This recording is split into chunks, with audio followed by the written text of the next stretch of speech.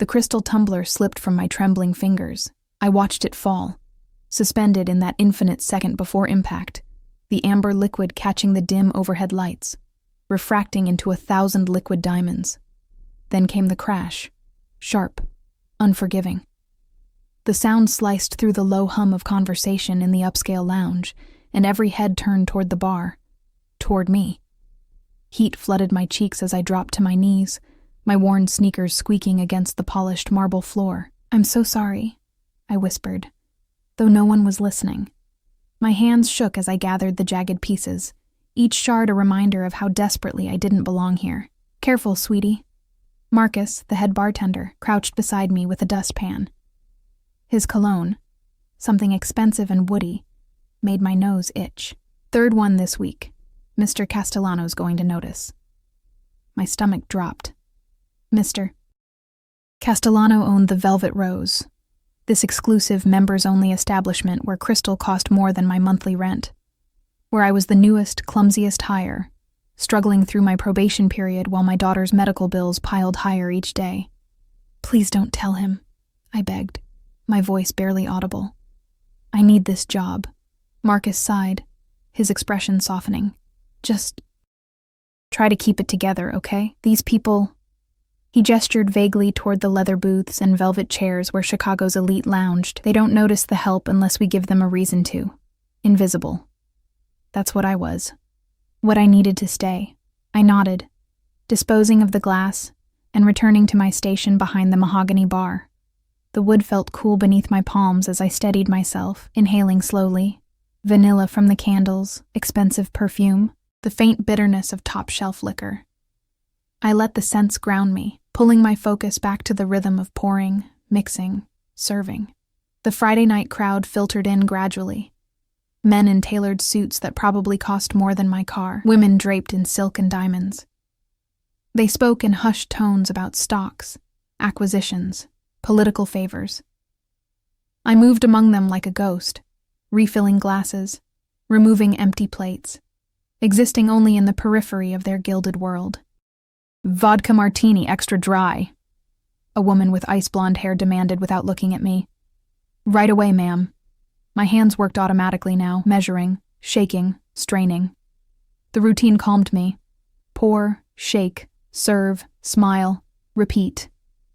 Each task a small victory, bringing me closer to the end of my shift, closer to the paycheck that would cover Lily's next round of medications. I was reaching for the vermouth when the atmosphere shifted.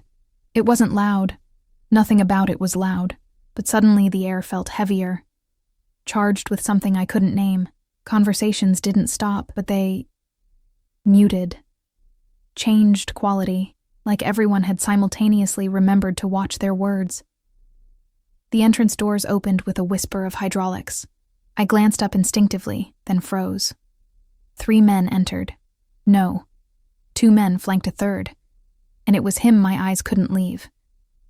He moved with the kind of stillness that suggested coiled violence, every step deliberate, mid-30s perhaps. Dark hair swept back from a face too beautiful to be real. Sharp jawline, prominent cheekbones, lips that would have looked soft if not for the hardness in his eyes. Those eyes. Even from across the room, I felt their weight. Dark, calculating, missing nothing. His suit was black, perfectly tailored to broad shoulders that tapered to a trim waist.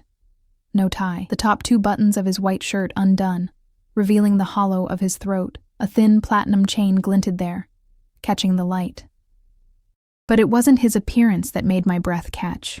It was the way everyone else reacted to him. Mr. Castellano himself emerged from his office, moving faster than I'd ever seen the elderly man move. The conversations that had merely muted before stopped altogether. Men straightened in their seats. Women adjusted their posture, their expressions shifting from relaxed to carefully neutral. Fear. That's what I was sensing. Respect tinged with unmistakable fear. "Mr. Moretti." "Mr." Castellano's voice carried across the lounge, warm but strained. "We weren't expecting you tonight. Your usual table is not necessary." The younger man's voice was low, smooth like aged whiskey with a dangerous burn underneath. He spoke softly, yet somehow I heard every word. "I'm meeting someone." The corner booth. His eyes swept the room as he moved, and I ducked my head quickly, focusing intently on polishing an already clean glass, my heart hammered against my ribs. I didn't know who he was, but every instinct I possessed screamed danger. The two men who'd entered with him positioned themselves strategically, one near the entrance, one near the hallway to the restrooms. Neither sat. Both wore earpieces, and the kind of alertness that never quite blinked. Security. Or bodyguards. Who needed bodyguards in a place like this? "Elena!" Marcus appeared at my elbow, making me jump. "VIP service for booth 7. Don't mess this up. Who is—" "Don't ask questions. Just bring him whatever he wants. Smile, and for God's sake, don't drop anything." My palms were already sweating as I approached booth 7, carrying a leather-bound menu that probably cost more than my weekly groceries. The corner booth was the most secluded in the lounge, surrounded by frosted glass panels that offered privacy while still allowing a view of the entrance. Strategic. Everything about this man seemed strategic. He sat with his back to the wall, one arm draped casually along the booth's edge, but his fingers drummed a slow rhythm against the leather. A platinum watch caught the light, understated, but I recognized the brand. Patek Philippe. 6 figures, minimum. I stopped at a respectful distance. "Good evening, sir. Can I get you something to drink while you wait?" He didn't look at me immediately. His gaze remained fixed on the entrance, tracking something, or someone. When he finally turned those dark eyes my way, the intensity nearly made me step back. "Macallan 25. Neat. 2 glasses." His voice wrapped around me like smoke. Soft, but impossible to ignore. "Right away, sir." I turned to leave, but his voice stopped me. "What's your name?" I glanced back, surprised. In 3 weeks of working here, not one patron had asked my name. "Elena, sir." He studied me for a moment longer than comfortable, his expression unreadable. Then he nodded once, a dismissal. My legs felt unsteady as I returned to the bar. Marcus had already pulled the Macallan, a bottle I'd been explicitly told never to touch without permission, reserved only for the most elite clientele. "Who is he?" I whispered, as Marcus poured the amber liquid into 2 crystal tumblers. "Dante Moretti." Marcus's voice dropped even lower. "Don't stare at him. Don't ask him questions. Don't do anything except exactly what he tells you. But, Elena," Marcus gripped my wrist gently but firmly. "That man owns half of Chicago's underground. The other half doesn't cross him because they want to keep breathing. Understand?" Ice flooded my veins. Mafia. He was talking about the Mafia. I'd heard stories, of course. Everyone in Chicago had, but they were just that. Stories.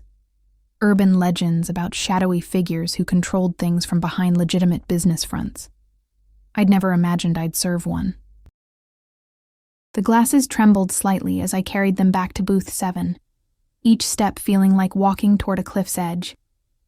Dante Moretti hadn't moved, but now a second man sat across from him, older, heavy-set, sweating despite the lounge's cool temperature.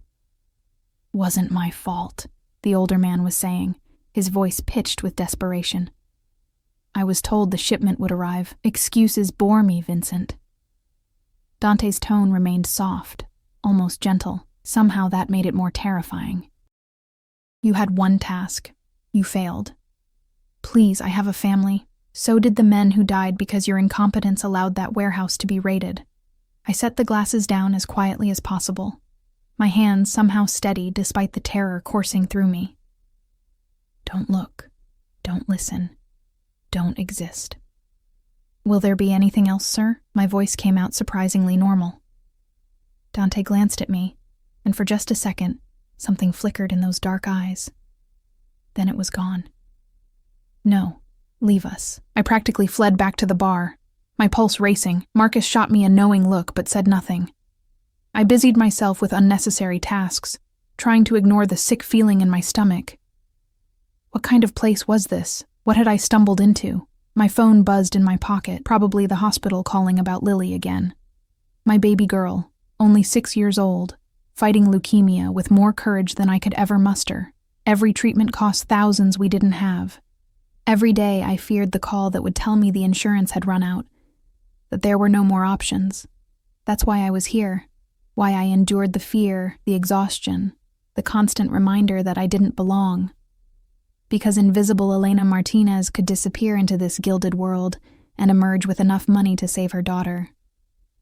The older man, Vincent, left booth 7:20 minutes later, his face ashen, his gait unsteady. Dante remained, sipping his whiskey with the patience of a predator who knew his prey had nowhere to run. Then his phone rang. Even from across the room, I saw him tense. He answered, listened, then spoke 2 words. "Handle it." He stood abruptly, his bodyguards moving instantly to flank him. But as he strode toward the exit, his eyes swept the lounge one final time and landed directly on me. Our gazes locked for perhaps 3 seconds. 3 seconds that felt like 3 hours. His expression revealed nothing, but I felt examined, catalogued, seen in a way that made me want to hide. Then he was gone, taking that oppressive presence with him. The lounge seemed to exhale collectively. "See?" Marcus said beside me, startling me again. "Invisible. That's how you survive around men like that." But as I cleaned booth 7 later, carefully collecting the 2 glasses, one still full, one empty, I couldn't shake the feeling that Dante Moretti had seen me, really seen me, and somehow, that felt more dangerous than anything else tonight. I was wiping down the table when I found it. A platinum money clip, tucked into the booth's leather seating. My breath caught. The clip alone was probably worth thousands, but the bills inside. I counted quickly, my hands shaking. $10,000. My first instinct was to call Marcus, to turn it in, to do the right thing. But then I thought of Lily's pale face in that hospital bed, the bills I couldn't pay, the treatments we couldn't afford. This money could save her, could buy me time. But it belonged to a man who made grown men sweat with fear. A man whose business involved warehouses being raided and people dying. I stood there, frozen, the money clip burning in my palm like stolen fire. What would he do if I kept it? What would happen to Lily if I didn't? Before I could decide, my phone rang. Unknown number. I answered without thinking. "Hello?" "Elena Martinez."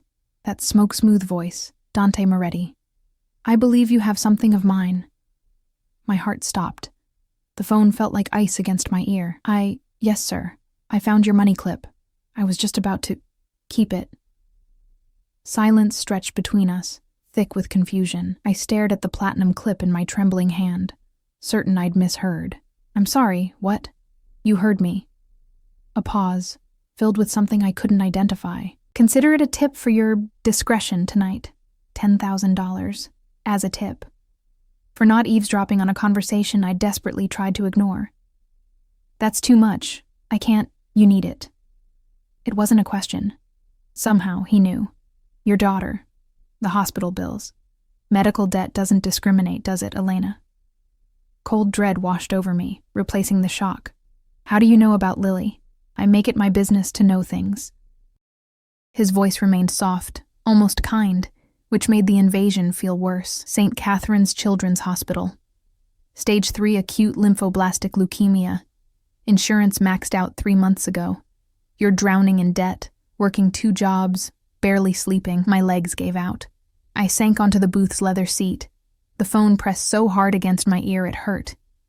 "You investigated me?" "I investigate everyone who works in establishments I frequent." Matter of fact, as if researching struggling single mothers was perfectly reasonable. "You're clean. No criminal record. No debts beyond medical. You keep your head down, work hard, love your daughter. Admirable." Tears burned behind my eyes, but I blinked them back. "Why are you telling me this?" "Because that money isn't charity, Elena. It's insurance." "Insurance for what?" "For your silence. For your continued discretion. For understanding that what you see and hear in the Velvet Rose stays there." A breath, deliberate. "Can you do that? Could I? Should I?" Everything about this felt wrong. The money, the knowledge he had about my life, the implication that I was somehow complicit in whatever darkness he represented. But Lily's face floated before me. Those big brown eyes, so much like her father's before he abandoned us. The way she smiled even through the pain, trusting that Mommy would fix everything. "Yes," I whispered, "I can do that. Good girl." Something in his tone shifted, warmed slightly. "Use it wisely. And Elena?" "Yes?" "If you ever need anything at all, you have my number now." The line went dead. I sat there for 10 minutes, clutching the money clip, trying to understand what had just happened.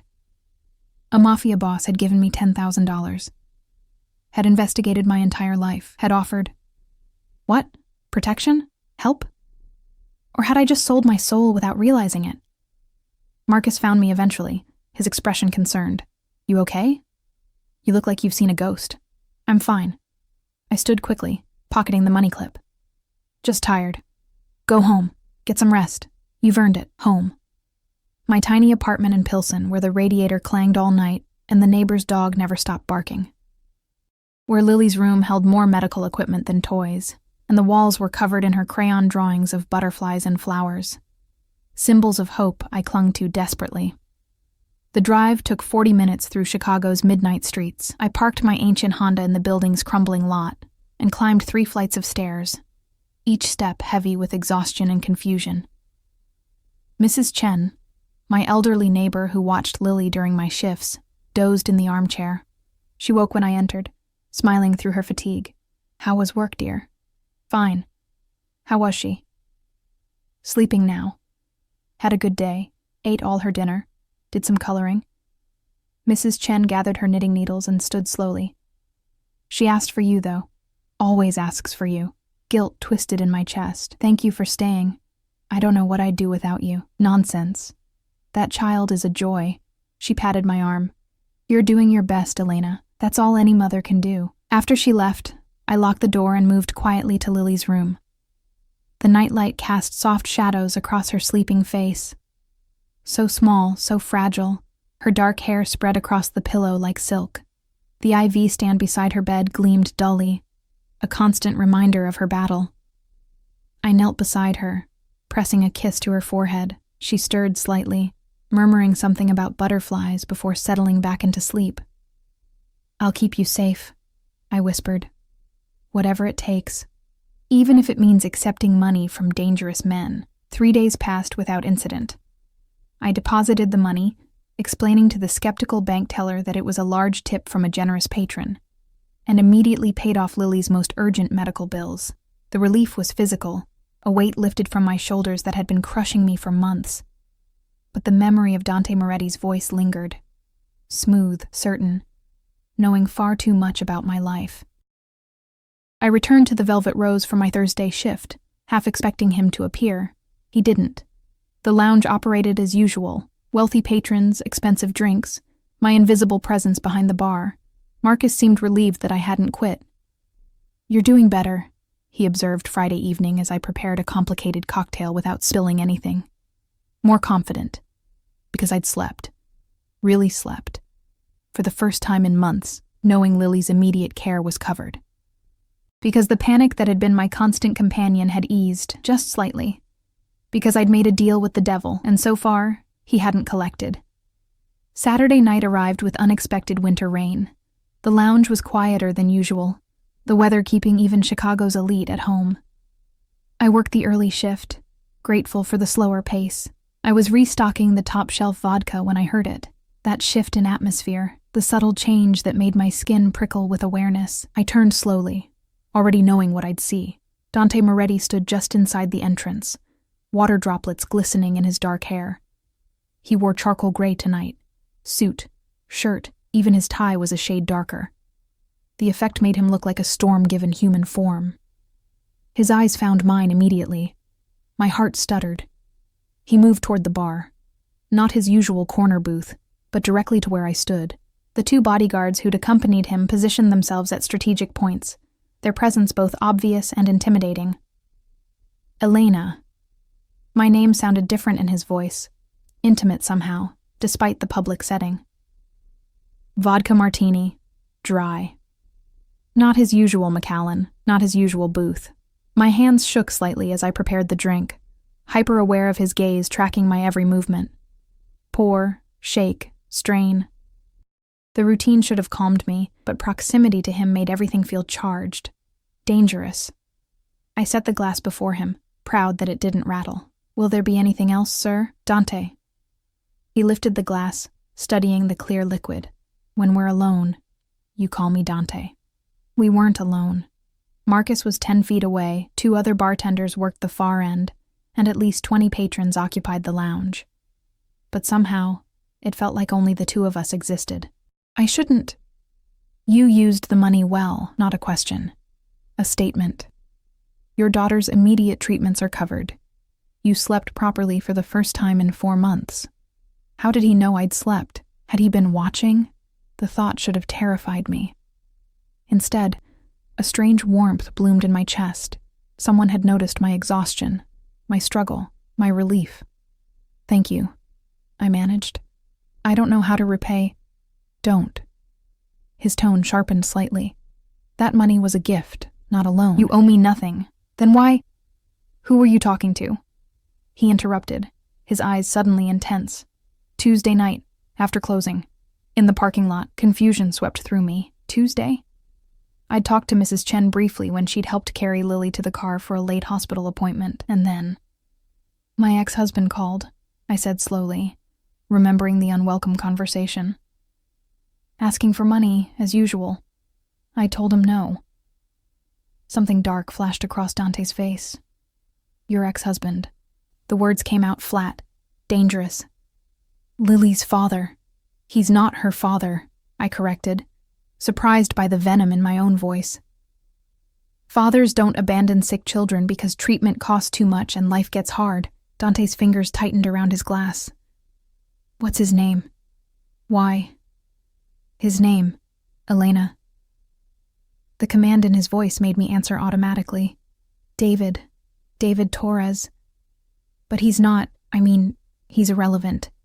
He hasn't been part of our lives in over a year. He called you at 11:43 p.m. on Tuesday. The conversation lasted 4 minutes. He asked you for $8,000. Dante recited the facts like reading a report. An ice slid down my spine. You refused. He became aggressive. You hung up. You were listening? My voice rose slightly, drawing a glance from Marcus. I lowered it immediately. You had someone watching me? I protect what's mine. The possessiveness in those words stole my breath. We're not, I barely know you. You took my money. You agreed to my terms. That creates a connection. He leaned forward slightly, and I caught his scent. Expensive cologne, rain, and something darker underneath. Whether you acknowledge it or not. This was insane. He was a criminal, a dangerous man who made people disappear and controlled Chicago's underworld. I should run, quit this job, take Lily and disappear, but I didn't move. "I don't understand what you want from me," I whispered. His eyes softened fractionally. "I haven't decided yet." Before I could respond, his phone buzzed. He glanced at it, his expression hardening instantly.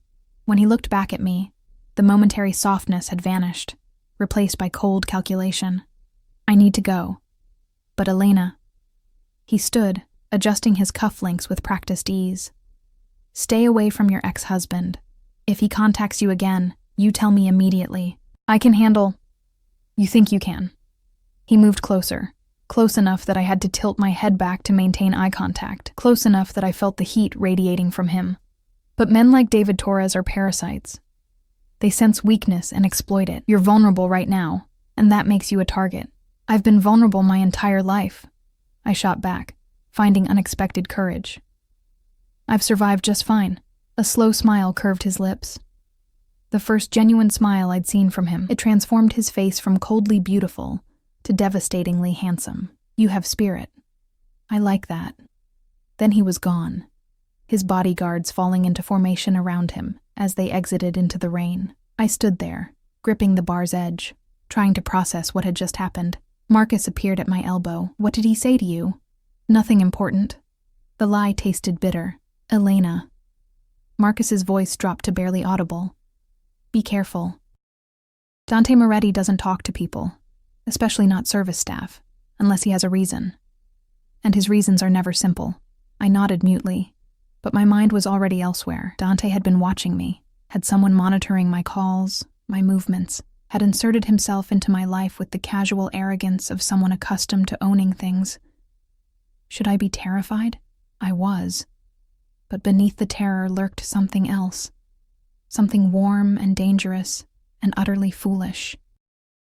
For the first time in years, someone powerful was looking at me, really looking at me, and seeing more than just invisible Elena, the struggling single mother, the girl who'd never be good enough. Dante Moretti saw me, and God help me, part of me wanted to be seen. My shift ended at midnight. The rain had intensified, turning the streets into rivers of reflected neon.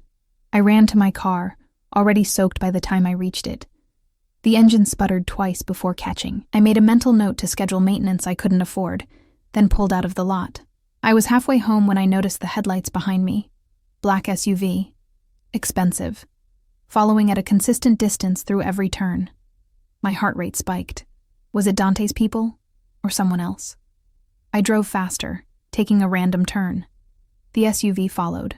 Another turn. Still there. Panic clawed at my throat. I grabbed my phone with shaking hands, pulling up the unknown number from 3 days ago. It rang once before he answered. "Someone's following me," I gasped. "I know." Dante's voice was calm, utterly unruffled. "That's my driver. He's making sure you get home safely." Relief and anger warred within me. "You can't just—" "I can and I will. You're under my protection now, Elena. Accept it. This is crazy. This is how I keep what's mine safe." A pause. "Drive home. Marcus will follow you inside, check your apartment, then leave. This is not negotiable." The line went dead. I glanced in the rearview mirror. The SUV maintained its distance, neither threatening nor yielding. Protection or possession. I wasn't sure there was a difference anymore. The SUV followed me all the way to my building, idling at the curb as I parked. A man emerged. Not one of the bodyguards from the lounge, but someone new. Tall, broad-shouldered, with a scar cutting through his left eyebrow. He wore dark jeans and a leather jacket, looking more like a bouncer than a chauffeur. "Marcus?" He introduced himself gruffly, though his eyes were kind. "Mr. Moretti asked me to make sure everything's secure. That's not necessary. Ma'am, with respect, I have my orders." He gestured toward the building's entrance. "After you." What choice did I have? I led him upstairs, each step feeling surreal. A week ago, I was invisible. Now I had a Mafia boss's driver escorting me home like I was someone important, someone worth protecting. Mrs.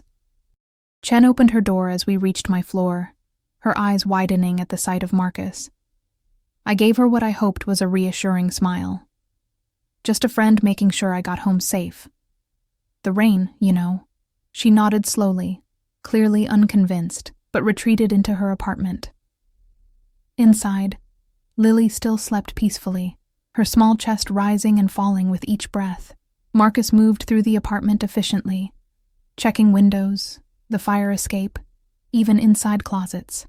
His professionalism made the whole situation feel both more legitimate and more absurd. "All clear," he announced quietly, careful not to wake Lily. "I'll be outside for a few hours. If you need anything, call this number." He handed me a card with a single phone number printed on it. "Don't hesitate." Why is he doing this? The question escaped before I could stop it. Marcus paused at the door, his expression unreadable. "Mr. Moretti doesn't explain himself to anyone, ma'am. But if he's protecting you, there's a reason. Best not to question it." After he left, I locked the door and leaned against it, my legs suddenly weak. Through the window, I could see the SUV parked below, a silent sentinel in the rain-soaked night. Sleep came fitfully, haunted by dark eyes and dangerous promises. Sunday morning arrived with pale sunshine filtering through my threadbare curtains. Lily woke early, her energy surprisingly good, a rare gift I treasured. We spent the morning on the couch, her curled against my side as we watched her favorite cartoons. "Mama?" She looked up at me with those impossibly large eyes. "Are we going to be okay?" My heart clenched. 6 years old, and she already carried the weight of our situation. "Of course, baby. Why would you ask that?" "Mrs. Chen said you've been working a lot. that you're tired. She twisted a strand of my hair around her finger, a nervous habit. I don't want you to be sad anymore. Tears blurred my vision. I pulled her closer, pressing kisses into her hair. I'm not sad when I'm with you. You're my sunshine, remember? You're Butterfly, she corrected, using the nickname I'd given her when she was born. Butterflies are stronger than sunshine. They absolutely are. We spent the afternoon coloring, her favorite activity. She drew elaborate gardens filled with flowers and butterflies while I sketched clumsy houses and trees. Normal. This was normal, and I clung to it desperately. My phone buzzed around 3, unknown number, but I recognized it now. I stepped into the kitchen before answering. Hello? How is she today? Dante's voice, smooth and concerned, as if checking on sick children was perfectly natural for a crime lord. Better. Good energy. I kept my voice low. How did you... I have her medical records. I know her bad days from her good ones. A pause. There's a specialist at Northwestern Memorial. Dr. Sarah Chen. She's one of the best pediatric oncologists in the country. I can't afford... You're not listening, Elena. I've already arranged a consultation. Tuesday morning, 9 a.m. Transportation will be provided. Anger flared, hot and sudden. You can't just make decisions about my daughter without asking me. I can. And I did. No apology in his tone. This doctor could extend Lily's life, improve her prognosis significantly. Would you refuse that because of pride? The words hit like a physical blow. That's not fair. Life isn't fair, Elena, but I'm offering you a chance to change yours. Take it. He hung up before I could respond.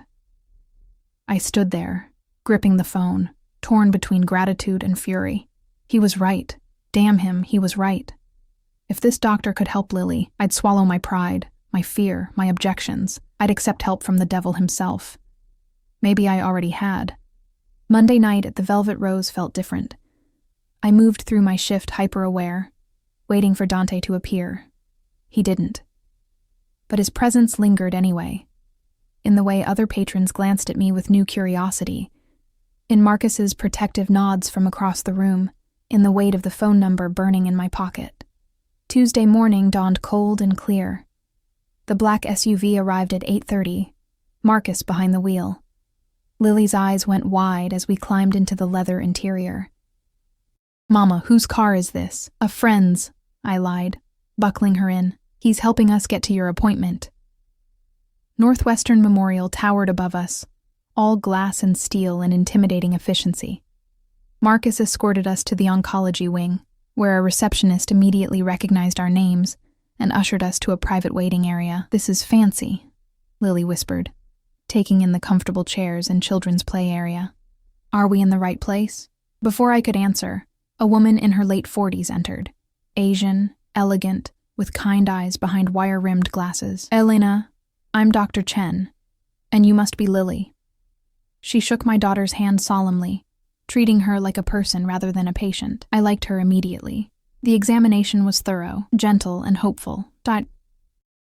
Chen explained treatment options I'd never heard of, clinical trials that showed promise, alternative therapies that could reduce side effects.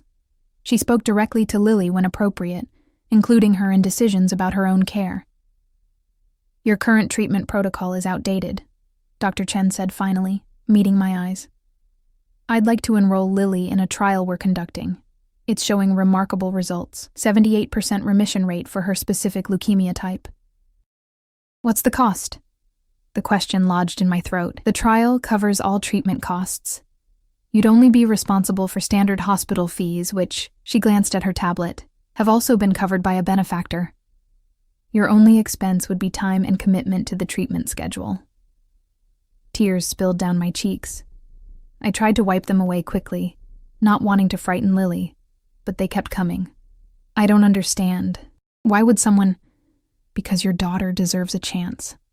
Dr. Chen's voice softened. And because someone believes you both deserve relief from this burden. Dante. This was all Dante. The appointment concluded with paperwork, treatment schedules, and a prescription for new medications. As we left, Lily clutched a stuffed butterfly the nursing staff had given her, her smile brighter than I'd seen in months. "Mama, I like this doctor. She's nice." "She is, baby. She's going to help you get better." "Will I lose my hair?" Practical question. Pragmatic child. "Maybe. But it'll grow back even more beautiful." "Like a butterfly coming out of a cocoon?" "Exactly like that." Marcus drove us home in comfortable silence. As we pulled up to my building, he handed me a sealed envelope. From Mr. Moretti. Inside, a note in bold, masculine handwriting. "You're welcome. Come to the Velvet Rose tonight. We need to talk. D." The paper trembled in my hands. A summons, not an invitation. Mrs. Chen agreed to watch Lily that evening, though her expression remained worried. "Are you in some kind of trouble, dear?" "No," I assured her. "Just complicated gratitude." The Velvet Rose felt different that night. Tuesday was traditionally slower, but tonight, the lounge buzzed with an unusual tension. Men in expensive suits occupied every booth, their conversations hushed and urgent. I recognized some faces from news broadcasts, politicians, businessmen, people who made Chicago run, and in the corner booth, surrounded by a subtle perimeter of bodyguards, sat Dante Moretti. He wore navy tonight, the color making his dark eyes appear almost black. His attention was fixed on a tablet before him, but the moment I entered, his gaze lifted and locked onto mine. My breath caught. He gestured slightly. "Come here." My feet carried me forward on autopilot. The bodyguard stepped aside, allowing me passage into his domain. Up close, I could see the faint stubble along his jaw, the slight shadows beneath his eyes suggesting he slept as poorly as I did. "Sit." Not a request. I slid into the booth across from him, my hands clasped tightly in my lap. "Thank you for Dr. Chen, for everything. I don't know how to—" "Did she accept the treatment protocol?" "Yes. We start next week." Satisfaction flickered across his features. "Good. Lily will respond well. Dr. Chen is the best." "Why are you doing this?" The question burst out. "You don't know us. We're nothing to you." "You're not nothing." His voice dropped lower, intimate despite the public setting. "You're mine, Elena. The moment you accepted that money, you became mine to protect, mine to care for. Mine." The possessiveness should have frightened me. Instead, warmth bloomed in my chest, dangerous and intoxicating. I didn't agree to belong to anyone. "Didn't you?" He leaned forward, and suddenly the space between us felt charged. "You took my money. You let my driver follow you home. You brought your daughter to my doctor. Every choice you've made has bound you tighter to me. That's not fair. I told you before. Life isn't fair." His eyes held mine captive. "But I am offering you something fair, Elena. Protection, security, everything you need for Lily and for yourself. All I ask in return is loyalty." Loyalty to a criminal? The words escaped before I could stop them. Instead of anger, amusement curved his lips. Criminal is such a harsh word. I prefer businessman with flexible ethics. The humor faded quickly. "But yes, Elena, I'm asking you to be loyal to a man who operates outside the law, who does terrible things to maintain power, who would burn this city down to protect what's his." "And what am I to you, exactly?" The question hung between us, heavy with implications I wasn't ready to examine. "I haven't decided yet," he repeated his words from days ago. "But I will. Soon." One of his bodyguards approached, leaning down to whisper something. Dante's expression hardened instantly. "Excuse me. Business." He stood, then paused. "Don't leave. I'll return shortly." He disappeared into a back room I'd never noticed before, taking his security with him. I sat alone in the booth, my mind spinning. This was madness. Complete, utter madness. But Lily had a chance now, a real chance at survival, at life beyond hospital rooms and medical bills. How could I turn away from that? 20 minutes passed, 30. I was debating whether to leave when raised voices echoed from somewhere beyond the lounge. Not shouting exactly, but intense. Angry. Then a crash. Glass breaking, the lounge's main doors burst open.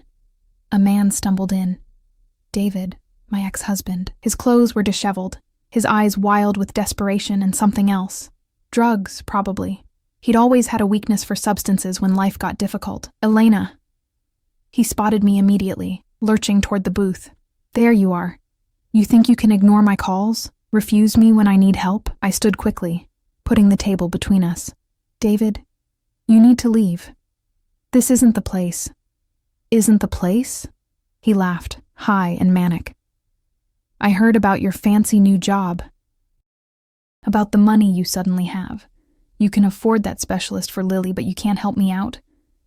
That money isn't mine. Bullshit. You always had money hidden away, always holding out on me. He grabbed my wrist, his grip bruising. I'm Lily's father. I have rights. You have nothing. The voice came from behind David, cold as winter ice. Dante stood there, flanked by his bodyguards. But it was him, the controlled fury radiating from him, that made David release me and stumble backward. Who the hell are you? David demanded, trying for bravado and failing. The man who's going to make you wish you'd stayed away. Dante moved forward with predatory grace. You grabbed her. Put your hands on what's mine. Yours? David's drug-addled brain finally caught up with his situation. His face paled. Look, man, I didn't know she was we have history, and you abandoned your daughter when she needed you most.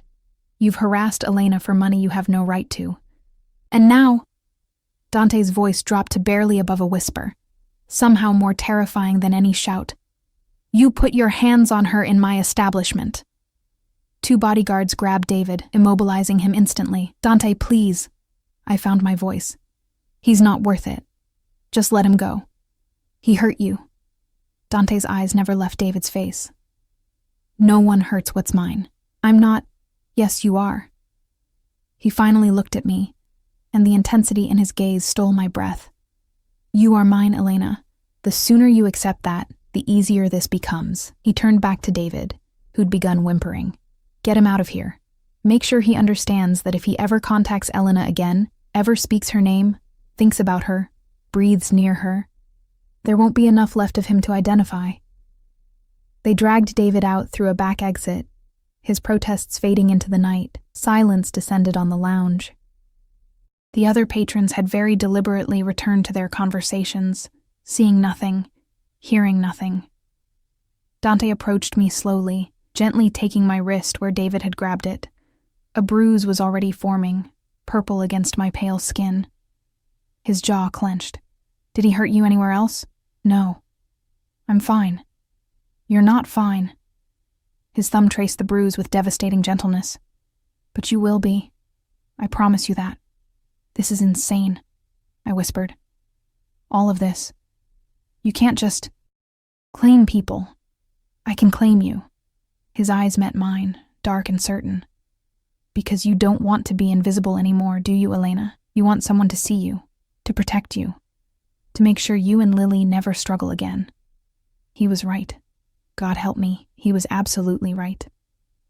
I'm terrified of you, I admitted. Good. He smiled slightly. Fear will keep you careful, but Elena... He lifted my chin with gentle fingers, forcing me to maintain eye contact. I will never hurt you. Never. You and Lily are under my protection now, and that means something. It means everything. What do you want from me? Everything. Simple, honest, devastating. Your trust, your loyalty, your presence. I want you to stop fighting this connection between us and accept that you're mine now. I barely know you. Then let's fix that. He released me, gesturing to the booth. Sit. Talk to me. Tell me about Lily, about your dreams, about who Elena Martinez is beyond the struggling mother and invisible bartender. And despite every logical thought screaming at me to run, I sat. Because Dante Moretti saw me, and I was tired of being invisible. We talked until the lounge closed. Not about his business. He deflected those questions with practiced ease. Instead, he asked about Lily.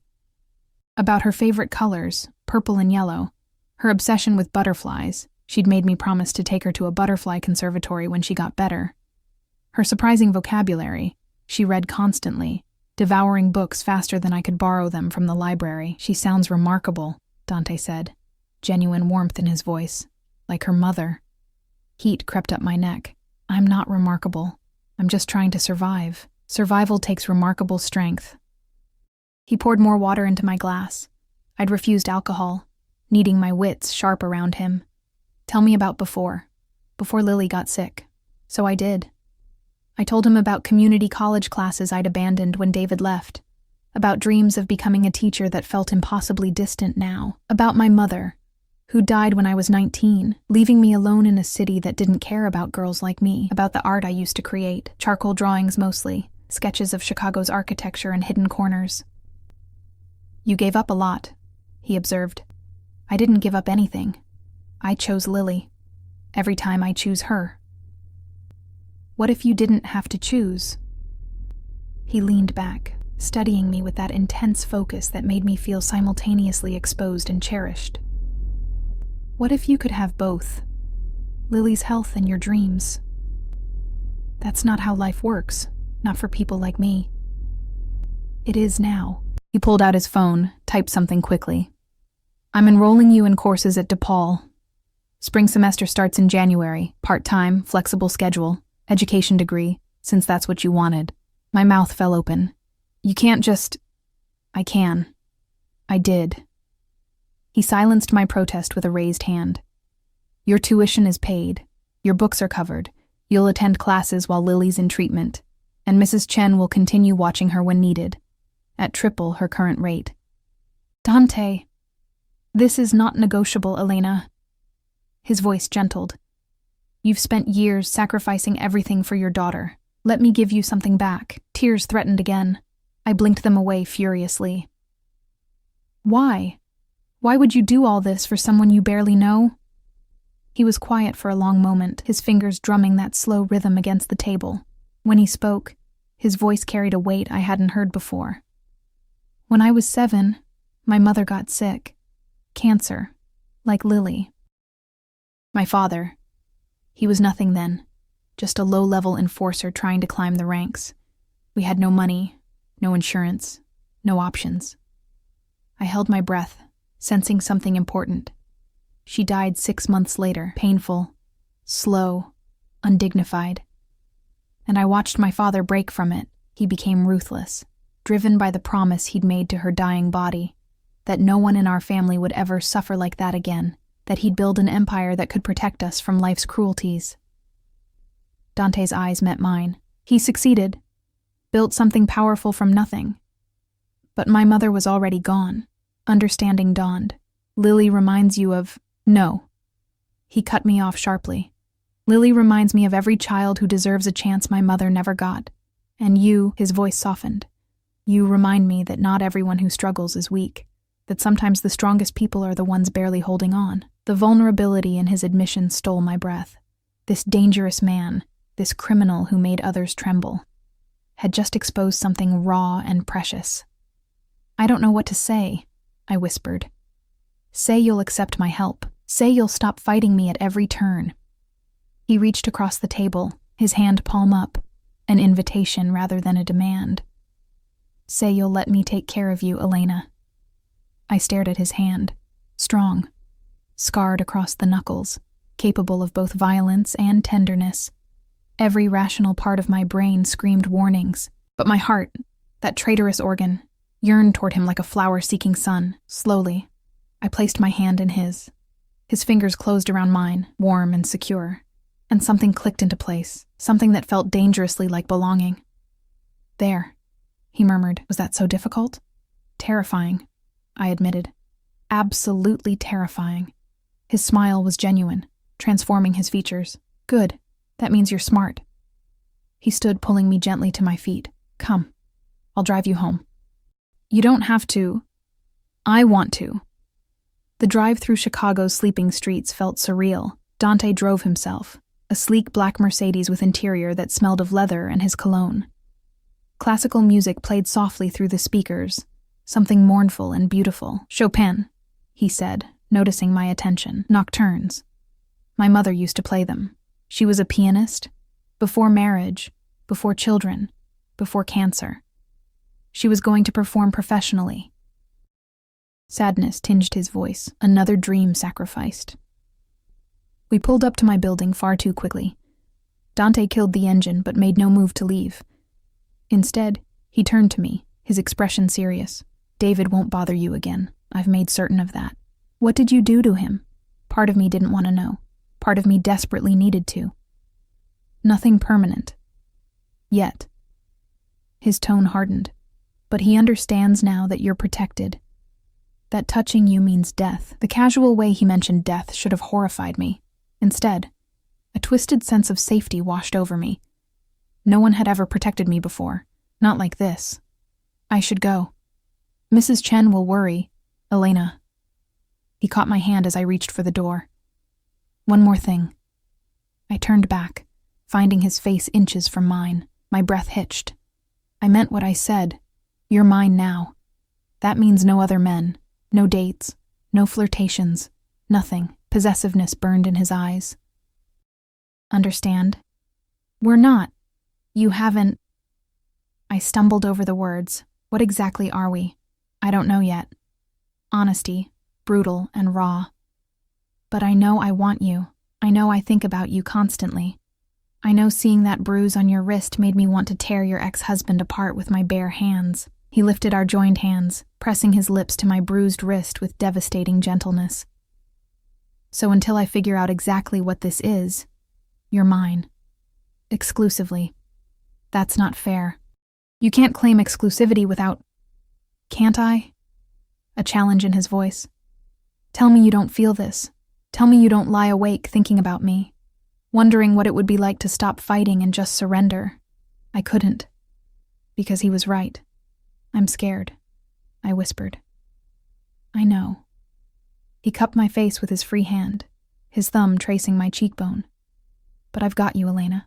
I've got you and Lily both. You're safe now, I promise." Then he leaned in and kissed me, soft at first, gentle, giving me space to pull away. But I didn't. Instead, I melted into him, my hand fisting in his shirt, pulling him closer. The kiss deepened, turned hungry, desperate, like we were both drowning and each other was air. When we finally broke apart, both breathing hard, he rested his forehead against mine. "Go inside before I do something we're not ready for," he murmured. I nodded mutely, climbing out of the car on shaking legs. At my building's entrance, I turned back. He'd rolled down his window, watching me with an intensity that made my knees weak. "Good night, Dante. Good night, Elena. Sleep well, knowing you're protected." I watched him drive away before heading upstairs, my fingers pressed to my lips, still feeling the ghost of his kiss. Mrs. Chen took one look at my face and smiled knowingly. Complicated gratitude indeed. The next 2 weeks passed in a blur of new normalcy. Lily started her treatment protocol at Northwestern, responding better than anyone dared hope. The clinical trial drugs made her tired, but didn't trigger the violent nausea her previous treatments had. She even gained a little weight, color returning to her pale cheeks. Dr. Chen was cautiously optimistic. "Her numbers are improving. If this continues, we might see remission by spring." Spring. The word felt like prayer, like promise. I enrolled in classes at DePaul: Introduction to Education Theory, Child Psychology, Mathematics for Elementary Teachers. The campus felt foreign at first, surrounded by students who'd never had to choose between textbooks and groceries. But gradually, I found my rhythm. Studied during Lily's treatment sessions, completed assignments while she slept. Mrs. Chen, thrilled by her increased pay, practically glowed with pride over her expanded role in our lives. And Dante wove himself into the fabric of my existence with quiet persistence. He didn't visit the Velvet Rose often, but when he did, his eyes found mine immediately. Sometimes he'd sit at the bar, watching me work with possessive satisfaction. Other times he'd summon me to his booth, asking about Lily's progress, my classes, my day. He sent flowers to the apartment, never roses, always wildflowers that reminded me of freedom rather than romance. He arranged for my car to be serviced, replacing parts I didn't know were broken. He had groceries delivered weekly, always with Lily's favorite snacks included. Small things. Constant things. Things that said, I'm here. I'm watching. You're mine. We didn't kiss again, though the tension between us built with every interaction. He'd touch my hand, my wrist, the small of my back when guiding me through doorways. Each touch burned, leaving me aching for more, but he maintained distance, as if waiting for something. I didn't realize what until Thursday night, 3 weeks after David's confrontation. I was leaving the Velvet Rose after closing when Marcus approached, his expression apologetic. Mr. Moretti requests your presence. There's a situation. Dread pooled in my stomach. What kind of situation? He'll explain. Please, ma'am. It's important. We drove through Chicago's dark streets to a neighborhood I didn't recognize. Industrial. Abandoned. The kind of place people disappeared into. The Mercedes pulled up to a warehouse. Its exterior nondescript, but guarded by multiple men with weapons barely concealed. Marcus led me inside. The warehouse interior had been converted into something between an office and a fortress. Expensive furniture contrasted with concrete floors and exposed beams. Security monitors lined one wall, showing various locations throughout the city, and in the center, seated behind a massive desk, was Dante. He stood immediately when I entered, concern flickering across his features. Elena, I'm sorry to call you here so late. What's wrong? Is it Lily? Panic edged my voice. No, Lily's fine. He came around the desk, taking my hands. This is about something else. Someone else. He gestured to a chair in the corner. David sat there, bound and gagged, his face bruised, eyes wide with terror. My stomach dropped. Dante, what? He violated our agreement, Dante said calmly, as if discussing weather rather than a bound man. Made contact with Lily's hospital. Tried to claim parental rights, hoping to access her medical trust fund. White-hot rage replaced my fear. He did what? The hospital denied him, of course. I'd already ensured that. But the attempt... Dante's voice hardened. The attempt was enough. He pulled a gun from his desk drawer, the metal gleaming dully under the warehouse lights. My breath stopped.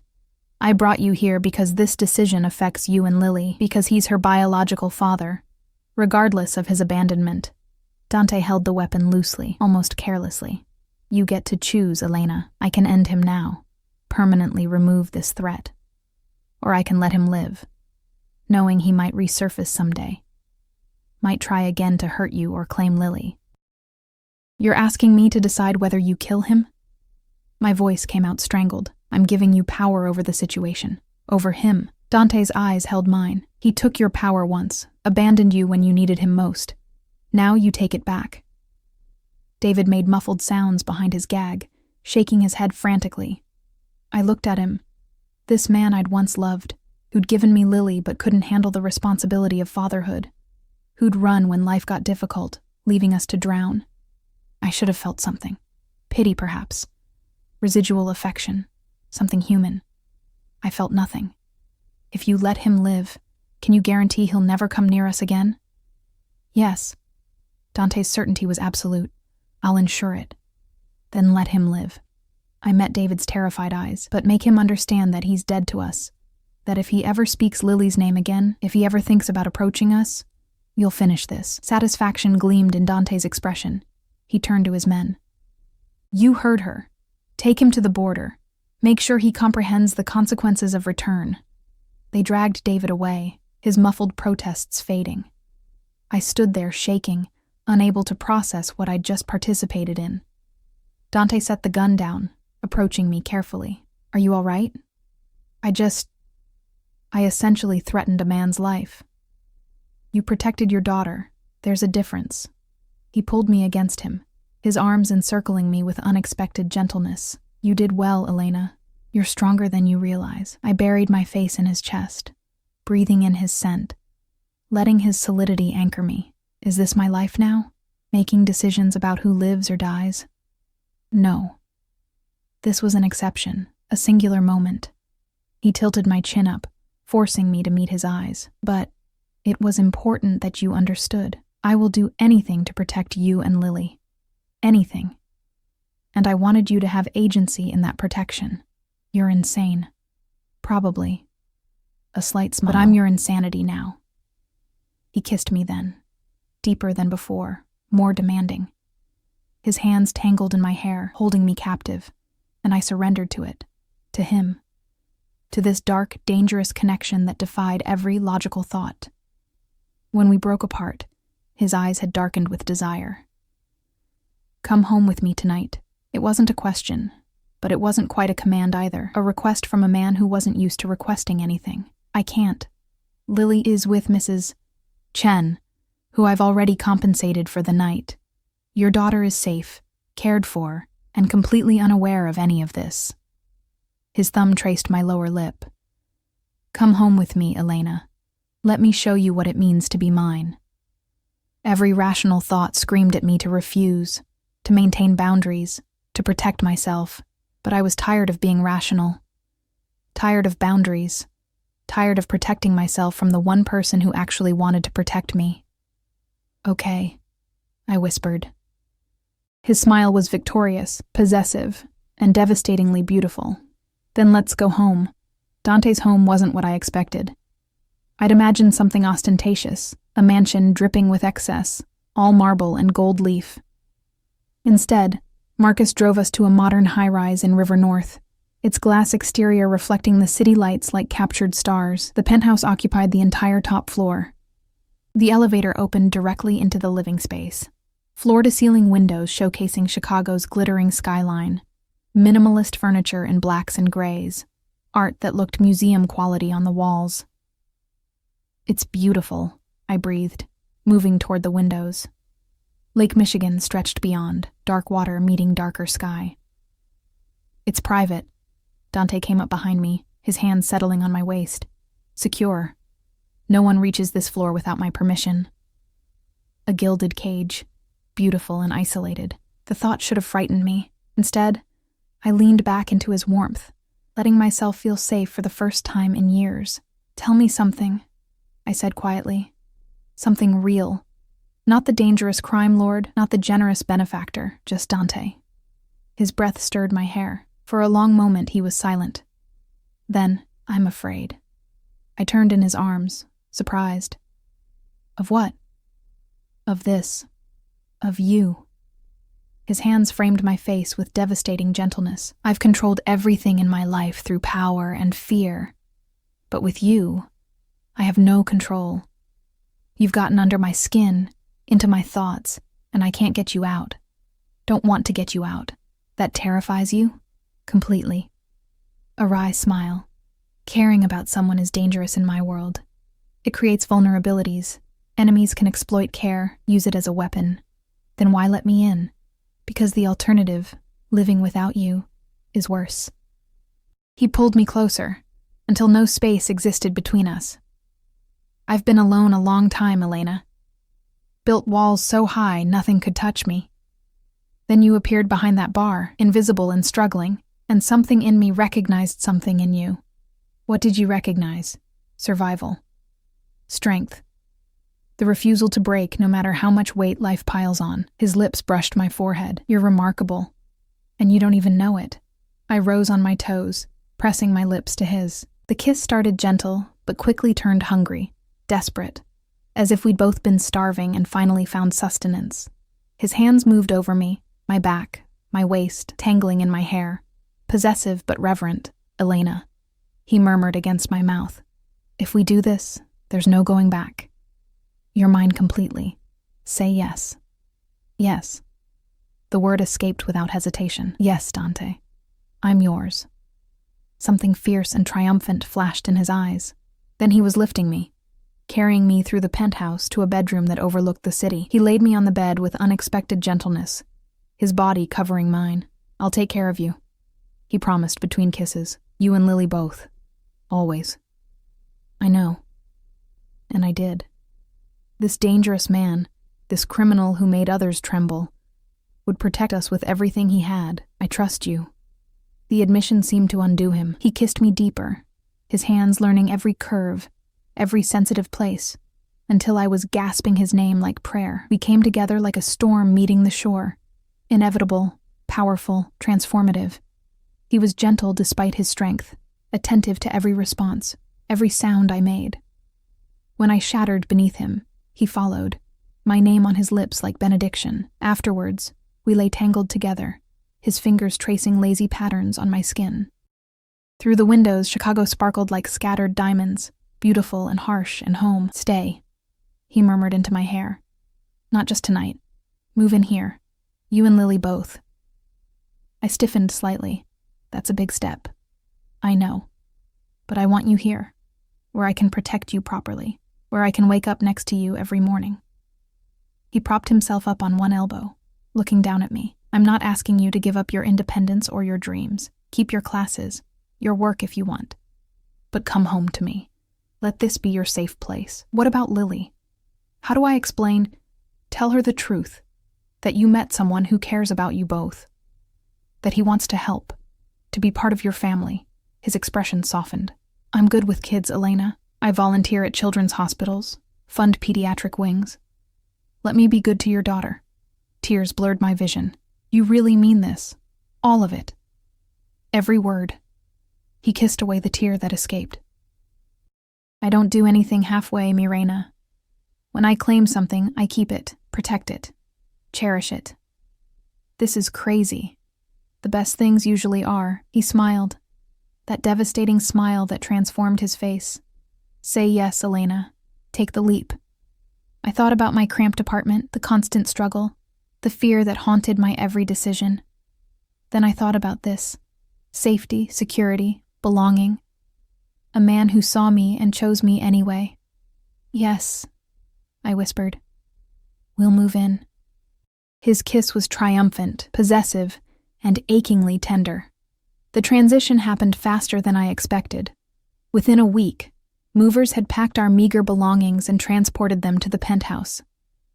Dante had an entire wing prepared for Lily, bedroom painted purple, her favorite color, with butterfly decals on the walls and more toys than she'd ever owned.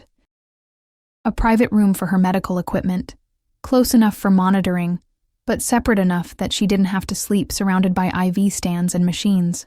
When I brought her to see it, her eyes went impossibly wide. Mama, is this really ours? Really ours, Butterfly? I knelt beside her, brushing hair from her face. Do you like it? It's like a castle. She spun in circles, taking in the space, then stopped suddenly. Is this because of your friend, the one who helped us? Yes. His name is Dante. He's special to me. And he wants to be special to you too, if you'll let him. Is he like a new daddy? Her voice was small, cautious. She barely remembered David, but the abandonment had left scars. I don't know yet, sweetheart, but he's someone who cares about us, who wants to keep us safe. Okay. She considered this with her characteristic seriousness. Can I meet him? Dante had been waiting in the living room, giving us space. When I brought Lily out, I saw something flash across his face. Nervousness. Maybe even fear. This powerful man, afraid of a 6-year-old's judgment. Lily, I said gently. This is Dante. Dante, this is my daughter. He crouched down to her level, making himself less imposing. Hello, Lily. Your mother has told me wonderful things about you. She studied him with those big brown eyes, assessing. Are you the one who made Mama smile again? His expression softened. I try to. Is it working? Yeah. A small smile appeared on her face. She's been happier lately, and she doesn't cry at night anymore. My heart clenched. I hadn't realized she'd heard those midnight tears. Then I must be doing something right, Dante said seriously. I hear you like butterflies. They're my favorite. Mama says I'm her butterfly. Well, I happen to know a place with thousands of butterflies. Would you like to visit? All 3 of us together? Her face lit up like sunrise. Really? When can we go? This weekend, if your mother agrees. He glanced at me, seeking permission. I nodded, throat tight with emotion. Then it's a plan. He offered his hand to Lily. Also, I should tell you, I have a library here. Lots of books. You can borrow any of them. Any of them? She took his hand trustingly. Even the big ones? Especially the big ones. He led her toward a room I hadn't yet explored, leaving me standing there, overwhelmed. He was perfect with her. Patient, attentive, genuine. And Lily, who'd been shy around strangers since her diagnosis, responded to him with surprising openness, maybe because children sensed truth better than adults. And the truth was that Dante genuinely cared. Weeks became months. Fall surrendered to winter, Chicago transforming into a snow globe city of white and gray. Lily's treatment continued with remarkable success. By December, Dr. Chen confirmed she was in remission. Remission. The word felt like winning the lottery, like miracles made manifest. My classes progressed well. I discovered I loved teaching theory, loved understanding how children learned and grew. My professors praised my insights, especially when I drew from experience with Lily and Dante. Dante became home, not just the penthouse, though I'd grown to love waking up surrounded by glass and sky, but him. His steady presence, his fierce protection, his unexpected gentleness. He attended Lily's hospital appointments, learned her medication schedule, read her bedtime stories in his smoke-smooth voice that made even fairy tales sound dangerous and romantic. He kept his criminal activities separate from our life, but I wasn't naive. I saw the late-night phone calls, the meetings with dangerous men, the occasional bruise he'd deflect questions about. But he never brought violence home, never let that darkness touch Lily or me. Christmas arrived with unexpected magic. Dante transformed the penthouse into a winter wonderland. Tasteful decorations, a massive tree Lily helped decorate, presents that made her squeal with delight. "You spoil her," I murmured Christmas morning, watching Lily tear through wrapping paper with childlike abandon. "I spoil you both."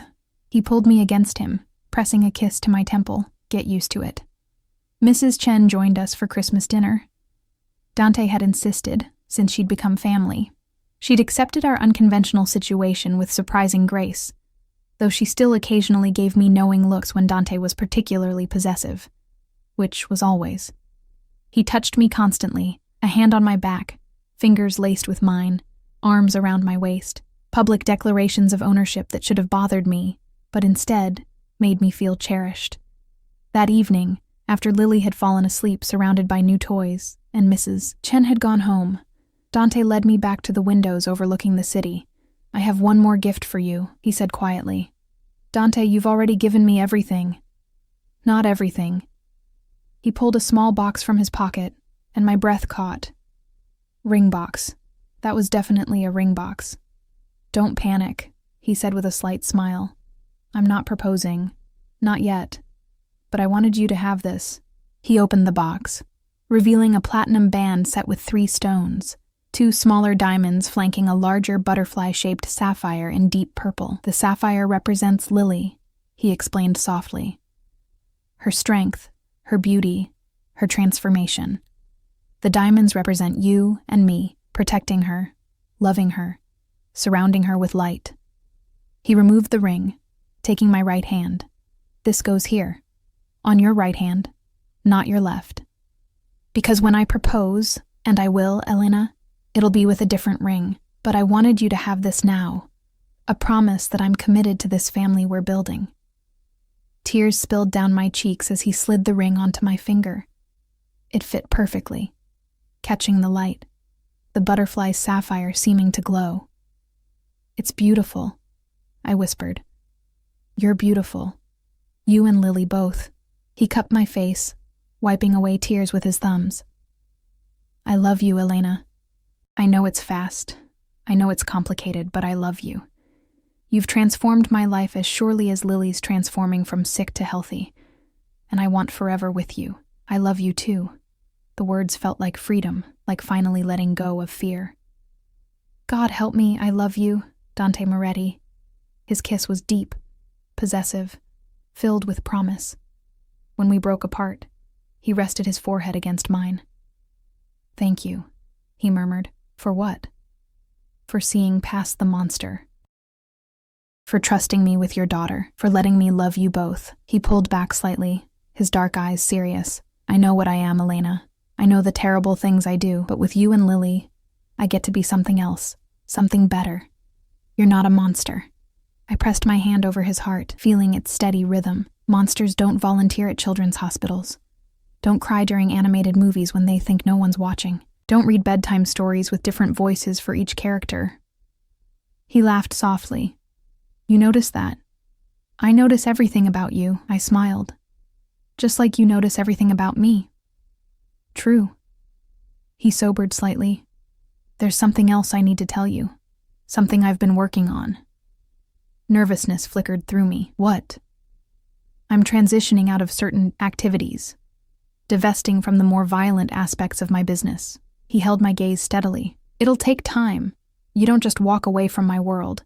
But I'm building legitimate operations, investing in real estate and technology, creating something clean that won't put you or Lily in danger. Shock rendered me speechless. You're going legitimate? For us? For all of us. Because I want to grow old with you, Elena. I want to walk Lily down the aisle someday. I want grandchildren who know me as a businessman, not a criminal. His voice roughened with emotion. I want a future that doesn't end in prison or violence, and you've made me want to be worthy of that future. You're already worthy.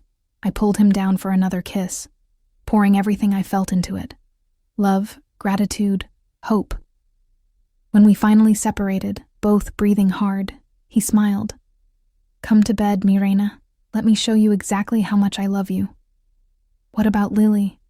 Is sleeping peacefully in her purple butterfly castle, with the monitor on so we'll hear if she needs anything. He lifted me effortlessly, carrying me toward the bedroom. And Mrs. Chen is on speed dial. Stop worrying and let me worship you properly. I laughed, the sound free and genuine. When did I become someone who gets worshipped? The moment I saw you behind that bar. He laid me on the bed, his body covering mine.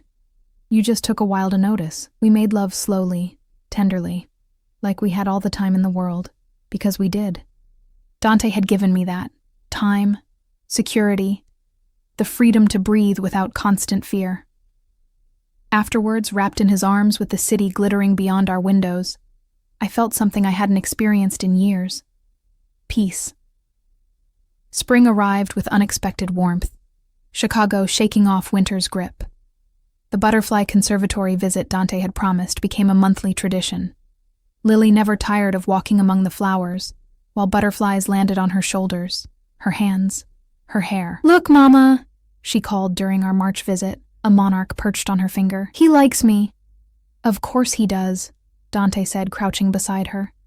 Butterflies recognize their own kind, beautiful, strong, transforming.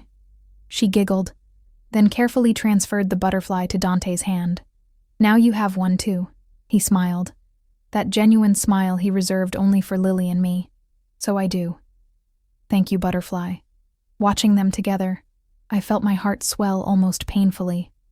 This was family, real, chosen, built on love rather than biology. That evening, after Lily had fallen asleep, Dante led me to the living room where a canvas waited on an easel, covered with cloth. I have something for you, he said, suddenly nervous. Another gift? Dante, just look. He removed the cloth. My breath caught. It was a painting, professional, gorgeous, depicting the three of us at the butterfly conservatory. Dante and I stood on either side of Lily, all of us laughing as butterflies swirled around us. But the artist had captured something deeper. The way Dante's hand rested protectively on Lily's shoulder. The way I leaned slightly into him. The way we formed a complete unit. I commissioned it from that artist you admire, he explained. Based on photographs from our visits, I wanted to capture this. Us. Together. Happy. Something permanent. Tears blurred the image. It's perfect. We're perfect. He pulled me against him. You, me, Lily. This family we've built. It's everything I never knew I needed. I never thought I'd have this, I admitted. After David left, after Lily got sick, I thought happiness was something other people got. Not me. You deserve happiness, Elena. You deserve everything. He tilted my chin up, his eyes serious. Which brings me to something important. Before I could ask what, he was dropping to one knee. My heart stopped. I know I said I'd wait, he began, pulling a different box from his pocket. But I've learned that waiting is overrated. Life's too short, too uncertain. And I know, absolutely know, that I want to spend every remaining day of mine with you. He opened the box, revealing a stunning ring, platinum band with a perfect round diamond, flanked by smaller purple sapphires.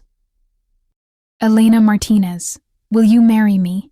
Let me be your husband, Lily's father in every way that matters, and give you the forever you deserve? Yes. The word came out choked with tears. Yes, Dante. Absolutely yes. He slid the ring onto my left hand, where it belonged, and stood, lifting me into his arms and spinning me around. When he set me down, his kiss was deep, claiming, "Perfect, I love you," he murmured against my lips. "My queen, my heart, my everything." I held up my hand. "I love you too," watching both rings catch the light, the promise ring on my right, the engagement ring on my left. "Though you really do spoil me." "Get used to it. You're marrying a man who shows love through excess." He grinned. "Speaking of which, I should probably ask Lily's permission. She should have a say in this." We told her the next morning over breakfast. She looked between us, processing, then launched herself at Dante with surprising force. "Does this mean you'll really be my daddy?" she asked, her face pressed into his chest. "If you'll have me." His voice was rough with emotion. "I know I can't replace your biological father." "You already did." She pulled back, her expression serious beyond her years. "He left. You stayed. You take care of Mama and me. That makes you my real dad." Dante's eyes glistened with unshed tears. "Then yes, Butterfly. I'm your dad now, forever." She hugged him again, and I watched these two people I loved most complete each other. My daughter who'd survived impossible odds. My fiancé who'd transformed from danger into safety. My family. We married in June, a small ceremony in the penthouse surrounded by the people who mattered. Mrs. Chen, Dr. Chen, a few of Dante's legitimate business associates, and Marcus, who'd become a trusted friend. Lily served as flower girl, scattering purple petals and beaming with pride. When Dante and I exchanged vows, promising forever, I meant every word. This man had saved us, not just financially, but emotionally, spiritually. He'd given us hope when we had none, safety when we were vulnerable, love when we felt invisible. "I see you," he whispered during our first dance, echoing that moment months ago when everything changed. "I've always seen you, Elena, and I always will. I see you too." I pressed closer. Not the crime lord or the dangerous man. Just Dante, who loves butterflies and bedtime stories, and me. "Especially you." He kissed me softly, sweetly, as our family and friends applauded. Life wasn't perfect. Dante still had business complications. Enemies who occasionally surfaced, reminders that his past couldn't be completely erased.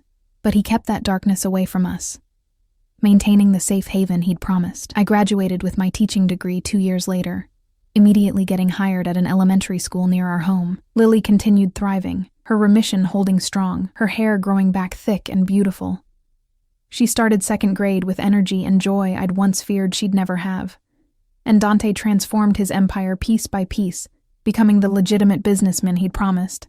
It took 5 years of careful maneuvering, but eventually, his name appeared in business journals for philanthropy and real estate ventures, rather than whispered criminal allegations. We had 2 more children, a son named Antonio and a daughter named Sophia, giving Lily the siblings she'd always wanted. Our family grew, expanded, filled the penthouse with laughter and chaos and love. Sometimes, late at night when everyone slept, I'd stand at those floor-to-ceiling windows and remember the girl I'd been, invisible Elena, struggling behind the bar, certain she'd never deserve more than survival. But I wasn't that girl anymore. I was Elena Moretti, wife, mother, teacher, beloved, seen, cherished, safe. And when Dante would find me at the windows, wrapping his arms around me from behind, I'd lean into him and feel nothing but gratitude for the chance encounter that changed everything, for the dangerous man who became my sanctuary, for the life we'd built from impossible circumstances. "What are you thinking?" He'd murmur into my hair. "That I love you, that I'd choose you again, every single time." "Good." His arms would tighten. "Because you're stuck with me, Mirena." Forever. Forever sounded perfect. And as I turned in his arms to kiss him, Chicago glittering beyond our windows like captured stars, I knew one absolute truth. I was no longer invisible. I was home.